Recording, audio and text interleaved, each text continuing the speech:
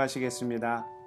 사랑의 하나님, 오늘 이 아침 주의 말씀 가운데선 모든 주의 자녀들 축복하시고 주 안에서 위로와 평강을 얻게 하여 주옵소서. 이 모든 말씀 존귀하신 우리 구주 예수 그리스도의 이름으로 간절히 기도드리옵나이다. 아멘. 할렐루야. 새날을 우리에게 허락하신 하나님을 찬양합니다. 현재를 영어로 present라고 하지요. 그리고 이 present라는 단어의 또 다른 의미는 선물입니다. 오늘 하루는 우리에게 그냥 온 것이 아니라 하나님의 선물이라는 것입니다. 하나님께서 새날을 우리에게 선물로 주셨습니다. 오늘 하루라는 이 귀한 선물을 주의 말씀과 함께 소망으로 시작하는 우리 모두가 될 수 있기를 축복드립니다. 오늘은 고린도전서 6장 1절에서 11절 말씀을 중심으로 함께 은혜를 나누겠습니다. 고린도 교회 안에 또 하나의 심각한 문제가 있었습니다. 그것은 교회 안에서 형제가 형제를 송사하는 일이었습니다. 물론 사람이 살다 보면 의견 충돌이나 다툼, 갈등이 일어날 수 있습니다. 교회 또한 사람들이 모여있는 공동체이기 때문에 이런 일들이 일어날 수 있죠. 그런데 문제는 그것을 가지고 세상 법정까지 갔다는 것입니다. 세상 법정까지 갔다는 말은 교회 안에서 그 문제를 해결하지 못했다라는 것을 의미하지요. 법은 최소한의 양심이다라는 말이 있습니다. 세상은 어떤 곳입니까? 욕심과 욕망이 강하게 충돌하는 곳입니다. 서로 원하는 것을 얻기 위해 치열하게 부딪히는 것이죠. 그러다 보면 다툼이 발생하고 종국에는 사회 질서가 무너져 내릴 수 있다는 것입니다. 그래서 정한 것이 법입니다. 최소한 우리가 이것만은 지키자. 서로가 서로에게 피해를 주지 않기 위해서 최소한 이것만은 준수하자 해서 약속한 것이 법입니다. 그에 반해 그리스도인들은 어떤 자들입니까? 법 없이도 사는 자들입니다. 욕망과 욕심대로 살지 않고 그리스도의 가르침을 따라 살아가는 자들이기 때문에 법이 필요 없는 사람들이지요. 혹여 의견이 다르고 생각이 다르다 할지라도 주 안에서 하나 되고 주 안에서 한 마음을 품는 자들이 바로 우리 그리스도인들이라는 것입니다. 그러니 교회가 문제가 있어서 세상으로 나갈 것이 아니라 오히려 그 반대가 되어야 하죠.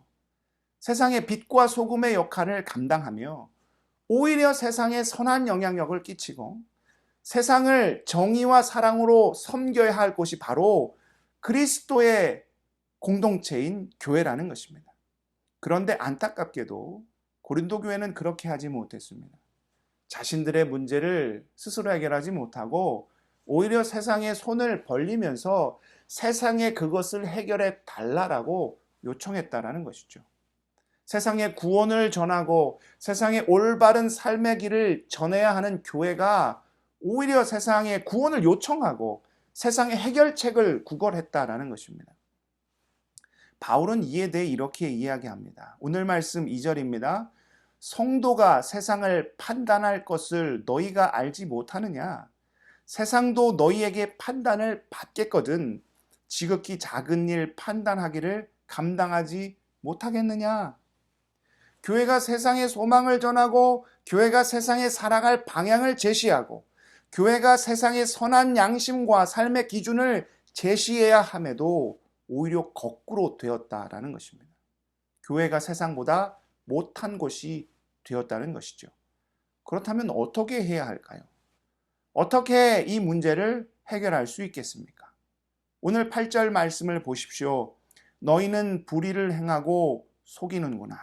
그는 너희 형제로다. 물론 세상의 기준으로 보면 서로 용서할 수 없습니다. 나에게 손해를 끼치고 나에게 피해를 주고 내 마음을 상하게 하고 나를 고통스럽게 하는 자를 어떻게 가만히 둘 수 있겠습니까? 그런데 나에게 상처와 아픔을 준 그 사람이 누구라는 것입니까? 다름 아닌 나의 형제라는 것이죠. 나의 가족이라는 것입니다. 예수 그리스도 안에서 한 피바다 한 몸 이룬 하나라는 것이죠. 남이 내 것을 빼앗아 가면 그거 억울해서 살 수 없습니다. 그런데 가족이라면, 내가 사랑하는 사람이라면 이야기가 달라지죠. 어르신들이 이런 말씀 하십니다. 두 가지 소리가 세상에서 제일 듣기 좋다라는 겁니다. 하나는 논에 물 대는 소리, 또 하나는 내 새끼 입에 음식 들어가는 소리. 세상에서 가장 듣기 좋다라는 것입니다. 내가 사랑하는 사람이면 내가 먹지 않아도, 아니 오히려 내 것을 가져다가 자기 입에 넣어도 마냥 좋다는 것이죠. 제가 결혼을 한 지 얼마 되지 않았을 때 처가에 방문을 했는데 장모님께서 냉장고 문을 여시고 이것저것 싸주시는 겁니다.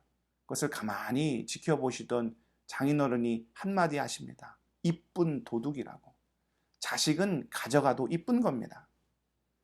9절 이하를 보면 바울은 이렇게 말합니다. 우리도 원래는 불의한 자들이었다라는 것이죠. 세상에서 악한 일을 행하며 살아가는 세상에 속한 자들, 하나님 나라를 유업으로 받지 못할 자들이었다라는 것입니다. 그런데 어떻게 되었다라는 것이죠? 11절을 보십시오. 너희 중에 이와 같은 자들이 있더니 주 예수 그리스도의 이름과 우리 하나님의 성령 안에서 씻음과 거룩함과 의롭다 하심을 받았느니라. 사실 우리도 주님 앞에서 용서받지 못할 자들이었습니다. 그런데 그 주님이 그 끊을 수 없는 사랑으로 우리를 덮어주셨습니다. 우리를 용서해 주셨습니다. 우리를 자녀 삼아 주셨습니다. 그 그리스도의 놀라운 사랑, 십자가의 사랑, 그 보혈의 사랑을 안다면 사실 용서하지 못하고 품어주지 못하고 이해하지 못할 일이 어디 있겠습니까? 사랑하는 성도 여러분, 우리 그리스도인들은 법이 필요 없는 사람들입니다. 우리는 세상 사람들이 결코 따라올 수 없는 그리스도의 놀라운 사랑을 마음에 품고 살아가는 자들입니다. 주님이 나를 용서해 주셨고, 주님이 나를 사랑해 주셨으며, 주님이 나를 자녀 삼아 주셨습니다. 내가 주 안에서 조금 손해를 보더라도 오히려 주님이 그것을 기특하게 여기며 우리에게 더 좋은 것으로 갚아 주시지 않겠습니까? 우리는 이미 하나님의 유업, 하늘의 상급, 하늘의 놀라운 축복 가운데 거한 자들이기 때문에 때로는 손해를 보고 불의를 당하고 억울한 일을 겪어도 주님으로 용서하고 품어주므로 세상에 그리스도의 놀라운 사랑이 어떠한 것인지를 보여주며 선한 영향력을 끼치며 살아가는 자들이 다 될 수 있기를 축복드립니다. 기도하시겠습니다. 사랑의 하나님, 우리는 어떠한 모습으로 주님 앞에 서 있습니까? 우리는 예수 그리스도의 그 놀라운 십자가, 용서의 십자가, 사랑의 십자가를 품고 사는 자들입니다. 그 넉넉한 마음, 그 넓은 마음, 그 하늘의 마음을 품고 서로 용서하며 위로하며 믿음 안에 한 형제 자매로 살아가는 우리 모두가 되게 허락하여 주옵소서. 이로 말미암아 주의 사랑이 얼마나 놀라운지, 주의 은혜가 얼마나 크고 위대한지를 세상에 보여주는 아름다운 공동체로 우리가 세워져 갈 수 있도록 우리를 인도하시고 붙잡아 주옵소서. 이 모든 말씀 존귀하신 우리 구주 예수 그리스도의 이름으로 간절히 기도드리옵나이다. 아멘.